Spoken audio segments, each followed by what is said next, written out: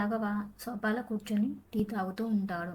ఇంతలో రజనీ వచ్చి, రాఘవ, నీకోసం నేను ఈరోజు స్పెషల్ చికెన్ బిర్యానీ వండుతా అని చెప్తుంది.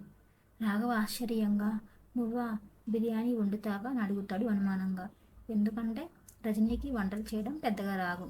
కానీ రజనీ ఎంతో ఆత్మవిశ్వాసంతో, నేను ఈసారి బాగా చేస్తాను రాఘవ అని చెప్తుంది.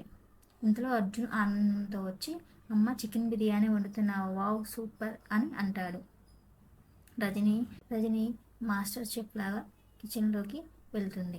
కిచెన్లోకి అయితే వెళ్ళింది కానీ కొంచెం అనుమానంగా ఉంది. వెంటనే తన ఆంటీకి ఫోన్ చేసి చికెన్ బిర్యానీ ఎలా చేయాలో అని అడుగుతుంది. తన ఆంటీ చెప్పినట్లుగా ముందుగా ఆనియన్స్, మిర్చి, కొత్తిమీర, అల్లం, వెల్లుల్లి, బిర్యానీకి కావాల్సిన ఐటమ్స్ అన్నిటిని రెడీ చేస్తుంది. మరోవైపు కుక్కర్లో మసాలా ఐటమ్స్, చికెన్ అన్నీ వేసి ఉడికిస్తుంది. ఇంతలో అర్జున్ ఆనందంతో, డాడీ, అమ్మ చేస్తున్న బిర్యానీ మంచి వాసన వస్తుంది, ఈరోజు మనకి పండగే అని అంటాడు. ఆ మాటలు విన్న రాఘవ మటుకి కొంచెం టెన్షన్గా ఆలోచిస్తూ ఉంటాడు. ఇంతలో రజనీ వచ్చి, రాఘవ, బిర్యానీ రెడీ అయిపోయింది, మనం లంచ్ చేద్దాం అంటుంది.